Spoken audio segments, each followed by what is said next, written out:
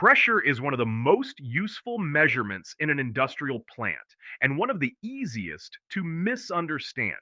The number on the screen is not pressure itself. It is the final translation of force area, a sensing element, signal conditioning, wiring, and a control system. Start with the physics. Pressure is force divided by area. The same force spread over a large area produces less pressure than the same force concentrated on a small area.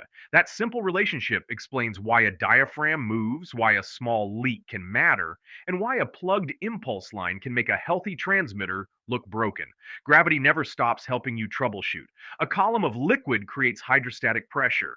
The pressure at the bottom depends on the liquid density and the height of the column. Change the density, change the level, or change the reference leg, and the transmitter sees a different pressure, even if the tank looks unchanged. Vacuum is not just negative pressure on a display, it is pressure below the reference atmosphere. A transmitter with the wrong range, wrong reference, or wrong installation can report a believable number that is still wrong for the process. In the field, the first question is not what does the screen say, it is what physical force should be reaching the sensing element.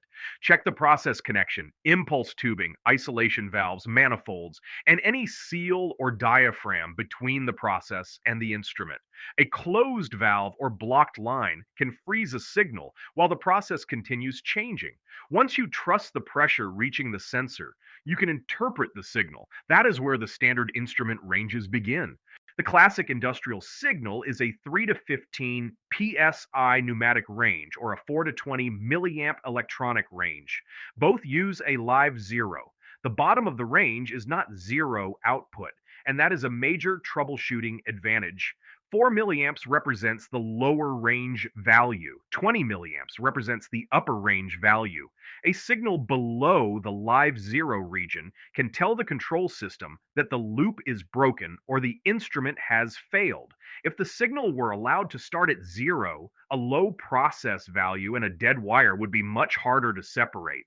The transmitter is the bridge between physics and the control system. It senses pressure, applies its configured range, and produces a signal. If the configuration says 0 to 100 psi, a pressure of 50 psi should produce roughly 12 milliamps. If the configured span is wrong, the loop can be electrically perfect and still report the wrong process value. Watch the details. A transmitter can have a stable output with a plugged impulse line.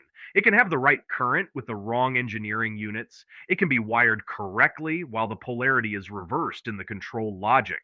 It can also report an out-of-range fault near the low end, often around a diagnostic current, such as 3.5 milliamps. Depending on the instrument configuration, troubleshoot in layers. Compare the physical process to a local gauge or test source. Compare the transmitter display to the control room value. Measure the loop current. Verify the range and damping. Then inspect the wiring, power supply, grounding, and input card. Do not replace the controller until you have proved the signal entering it is correct. The loop is a chain and every link has a job. Pressure measurement becomes control when the signal closes a loop. The transmitter senses the process. The controller compares that measurement with a target. The final control element changes the process. Sense, decide, act, and measure again. That is negative feedback. If pressure rises above the set point, the controller should command an action that brings it back down. If pressure falls below the set point, the action should reverse. The exact behavior depends on the process and whether the valve is direct acting or reverse acting. This is where a good measurement matters. A noisy signal makes the controller chase noise. A slow signal makes the loop react late. A wrong range makes every control decision wrong by a predictable amount. A stuck valve can make a healthy transmitter look ineffective because the process never responds to the command. Think in three questions. Is the measurement believable? Is the controller making the correct decision? Is the final element actually moving the process? Answer those in order, and the fault domain gets smaller quickly. Also, look for deadband, hysteresis, and saturation. A valve may need a minimum change before it moves. A sensor may report different values depending on whether the process is rising or falling. A controller may be asking for more output than the final element can provide. Those are different problems, and they need different fixes. Before you trust a pressure loop, verify the zero, the span, the signal, the direction, and the final response. Use a known test input when you can. Document what changed and what did not. The instrument is not just a number, it is the plant's measurement of reality. Follow the force, verify the signal, watch the control action, and trust the loop because you proved it. Here's a practical pressure loop checkout you can use when the process value looks wrong, but nothing has failed completely. First, make the process safe and understand the operating state. Do not open a pressure boundary because a number looks suspicious. Confirm the alarm, the trend, the last known good value, and the conditions around the instrument. A changing process and a bad instrument can look identical for the first few minutes. Next, split the problem into physical input, transmitter, signal path, controller, and final element. If a local test gauge disagrees with the control room value, compare the impulse connection and the transmitter display. If the transmitter display is right, but the control room is wrong, measure the loop current and inspect scaling, polarity, input card configuration, and grounding. If the current is right, but the process does not respond, move downstream. Check the controller mode, output, air supply, positioner, valve travel, and process response. A control valve that is stuck, oversized, undersized, or installed backward can defeat a perfectly good measurement.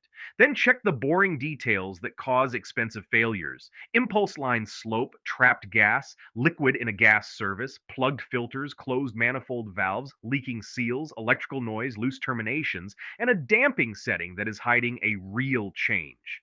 Document the before and after values. Record the test source, range, output, controller response, and what the final element did. Good troubleshooting is repeatable. It leaves the next technician a map instead of a mystery. Pressure is force translated into action.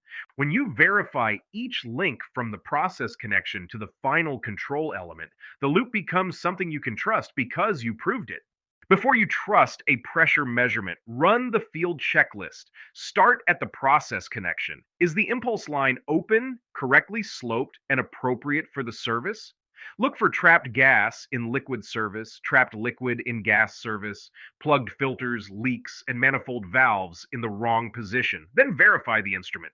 Confirm the tag, range, units, damping, calibration status, and whether the transmitter display agrees with a trusted test source. A stable number is not automatically a correct number.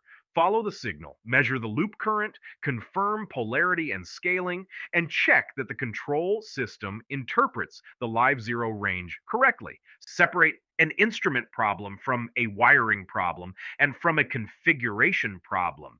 Finally, watch the response. If the measurement changes but the process does not, move downstream to the controller, positioner, valve, and process. Record what you changed and what the system did. The best pressure troubleshooters do not chase numbers. They trace the whole chain from force at the process connection to action at the final element, and they leave evidence behind.